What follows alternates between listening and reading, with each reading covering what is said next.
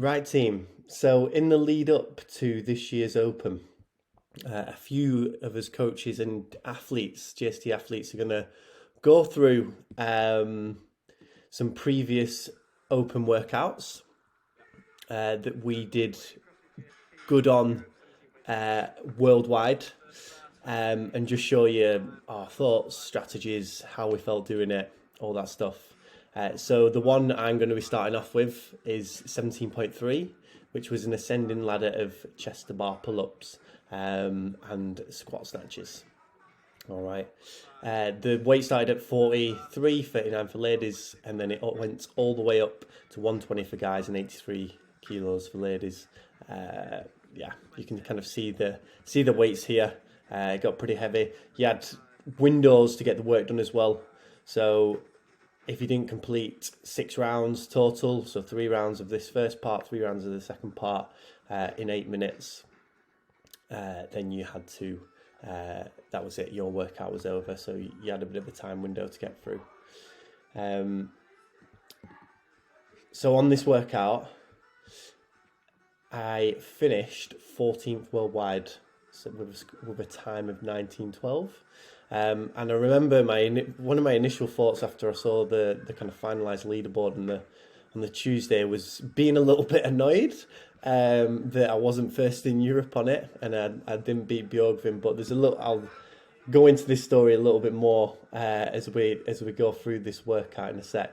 So yeah, let's get stuck into it. So 2017, so the year that we went team, so everyone was there. Jane, Edie, Steve's there judging me, Ben Massey, Meg Lovegrove, Oakley, Sean's there as well, super sub, and we're off. So, like I say, it started off with chest to bar pull-ups. So we had 6 chest to bar pull-ups, then 6 squat snatches. The reps of the chest to bar pull-ups went up and the squat snatches went down. I'll be honest as well, they were and probably still are 2 of my favourite movements, just from years of sailing and spending all my time pulling. I feel like it's obviously made me very good at pulling exercises.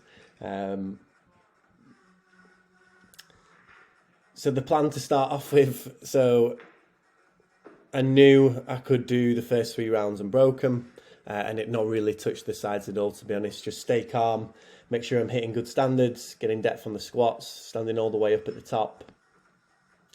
And this was actually a repeat as well. So what happened the first time round was I can't remember if it was like an outlaw way video or something a bit more old school. And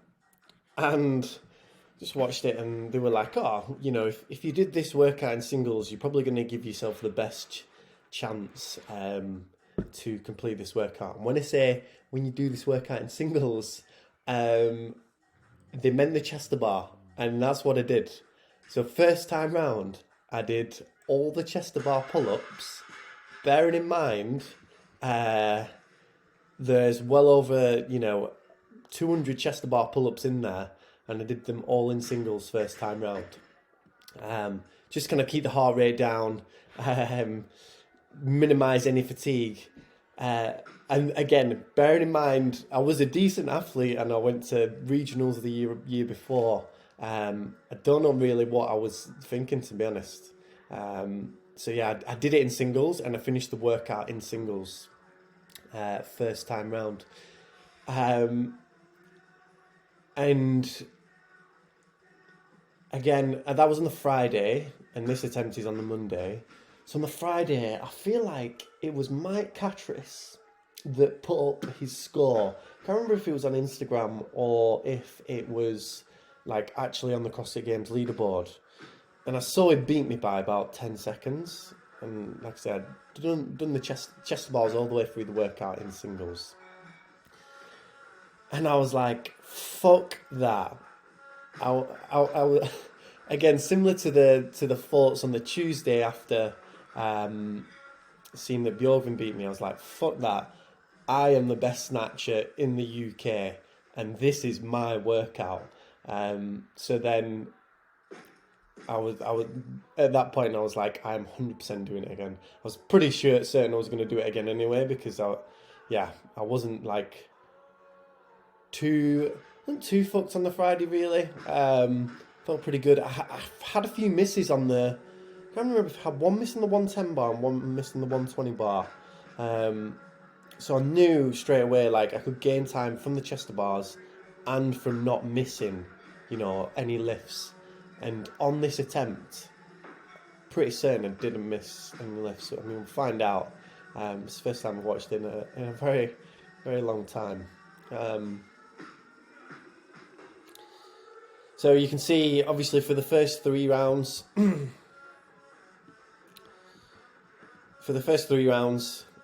just stuck to singles. Went touch and go on the squat snatches. And then on the squat snatches, 61 kilos, I've dropped down to singles now. Again, I knew, like when I was doing these reps, I was like, bar path's just a little bit off. And the steps forward, I was like, I'm not quite finishing my pull here.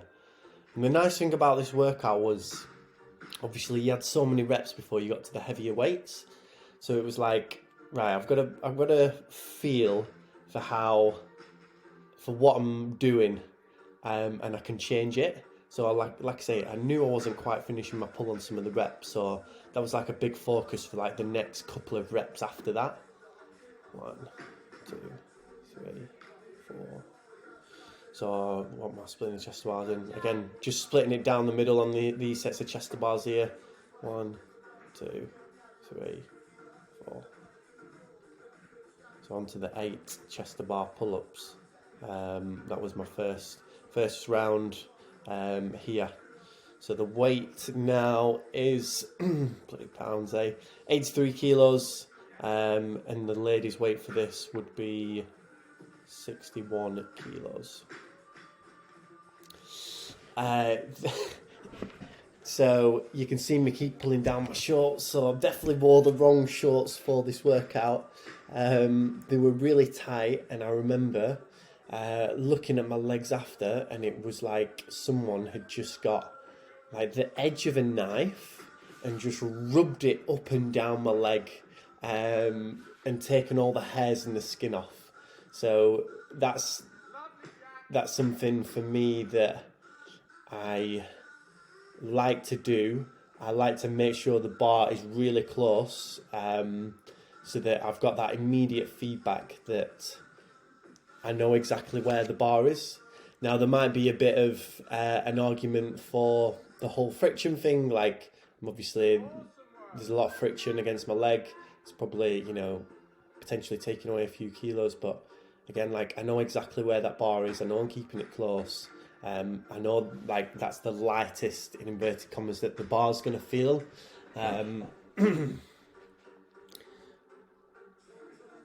So yeah, just had really bad marks on my legs, and for days after, fucking shorts.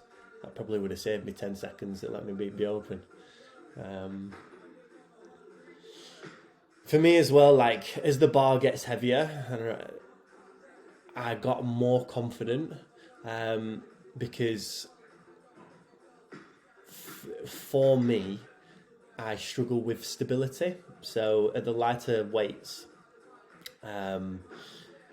like I've less weight to kind of help me stabilize. So when I knew when I got to this weight, like I was just going to be more stable in the bottom position. I think you'll probably see there's less step forwards now, because I've just kind of made a few tweaks and made sure that I'm finishing my pull a bit better. But also I'll just feel more stable in the bottom because I've got more weight to kind of press against.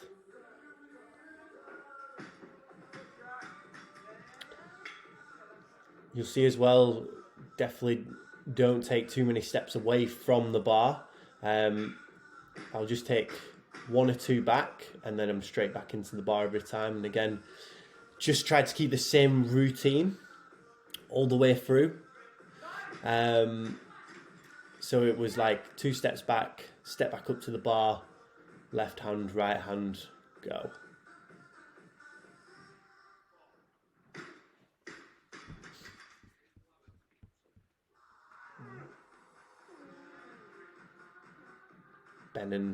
Ben and Sean doing the bits. So we are now onto the 100 kilo bar, 225.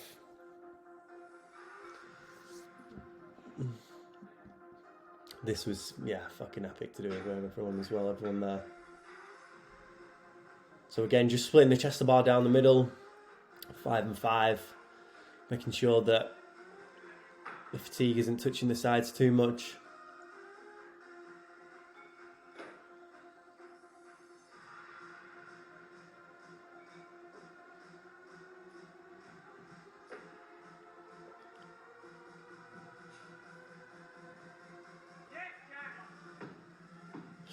I think, again, from what I remember, fatigue-wise, see, I'm a little bit gassed there, but I remember it being quite leggy as well. I know a lot of people probably think, oh, was it not like really kind of army with all the chest bars? And no, it was like more lungs and legs, really. Let's hear Ben's posh voice. Brilliant! Thanks, Ben. There's a little Oakley in the back there. Must have been about 12 at that point. She's been in CrossFit so long, it's actually mad. So hit 3 squat snatches on the bar there. Chest to bars in, and just splitting it halfway. Same on the return.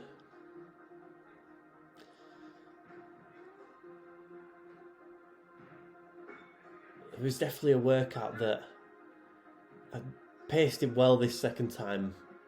I feel like for me to have done better on this workout, it would have come down to fitness, like being fitter. Because I knew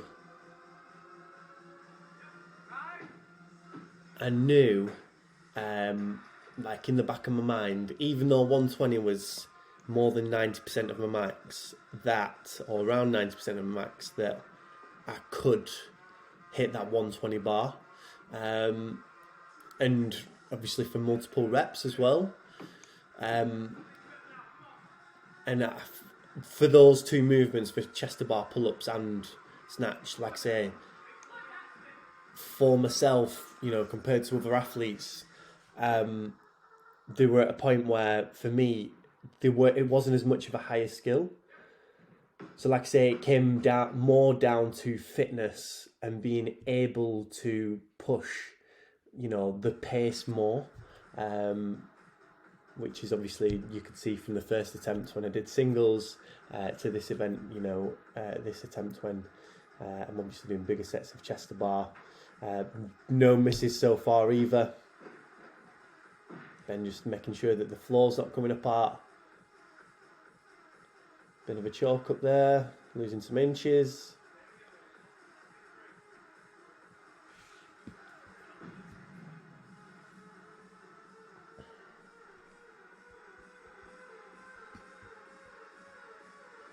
And this is his first attempt at 111. Easy, Jack. I think it is. Yeah, it is. Where's 111? No, we're still on the 102, I think. Hard to tell with this. This was definitely filmed on a bloody potato, wasn't it? You can see that if the bar rolled forward a bit too much, I'd just step over the bar just to give myself a little bit more room. It's actually quite nice to do on that platform as well, because it gave the added pressure of making sure that you were accurate, because obviously if I was to step forward too much, like the walls there or the pillars there. So that just added that extra bit of added pressure of having to be more accurate, which again I actually quite liked. Doing it in that confined space. It wasn't like so close that it put you off, but it was enough to make sure it was like, right, you've got to be, on point here. So this is first rep at 111. What was that?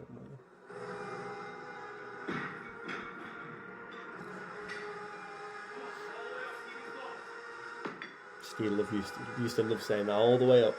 I think he still says that now, all the way up. And then again, for this set, snatch, step over, snatch again, chest the bar. It actually felt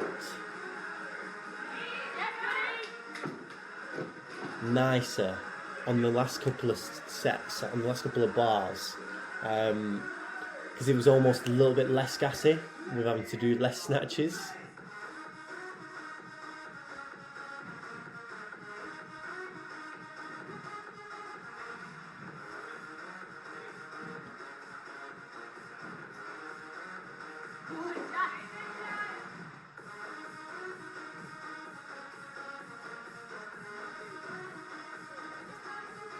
Second round at 111.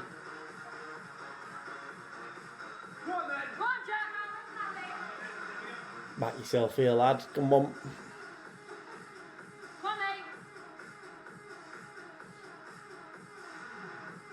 Just remember the support for each other that we had during this Open was unreal. I think this was my best year for the Open.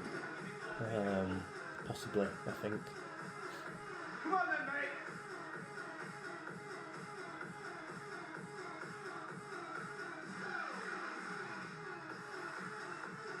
Yes. Yeah, it's good. Let's have a quick look at the leaderboard.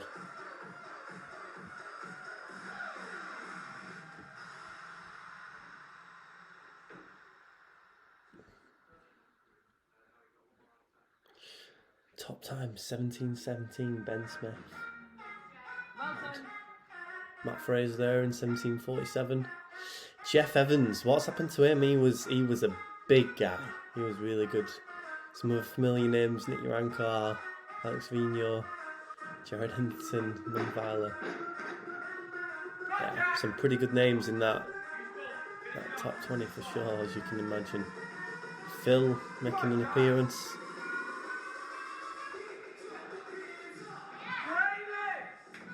Fucking Ben. Great lift. Gets me fucking fired up now. Give me a barbell.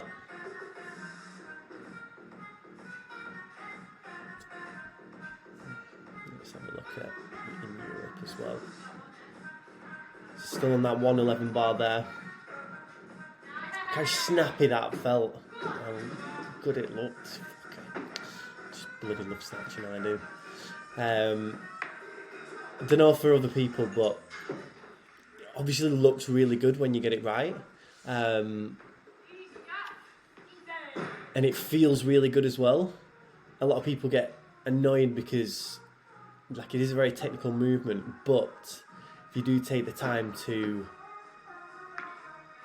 really master it, it's so satisfying. It's very satisfying.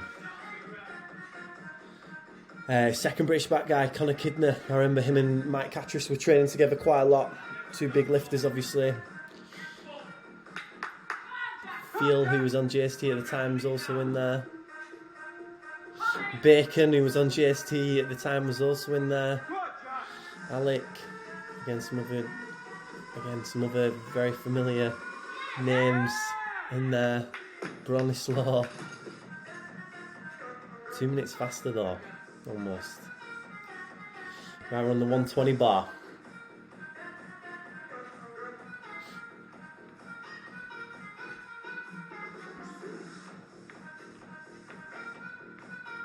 Let's sort this bar overall again.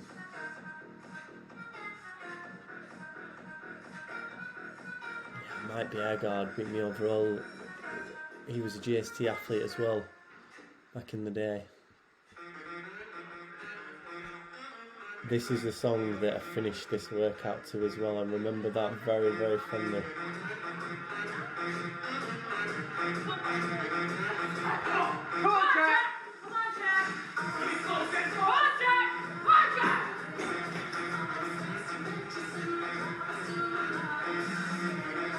Yeah! One more round. Let's fucking go.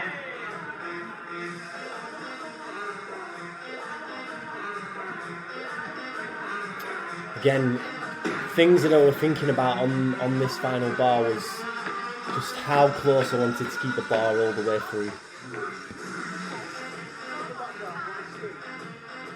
Just making sure that I was getting my knees out of the way, and for me that's just driving them out to the side ever so slightly.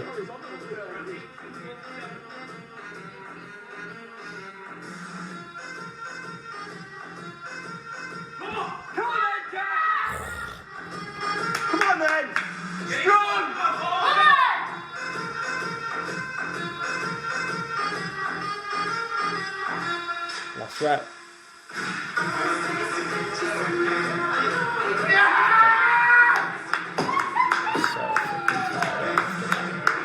Fucking tingling watching that. That's the shit. So fucking good. To do it with that group of people as well just made it even fucking better.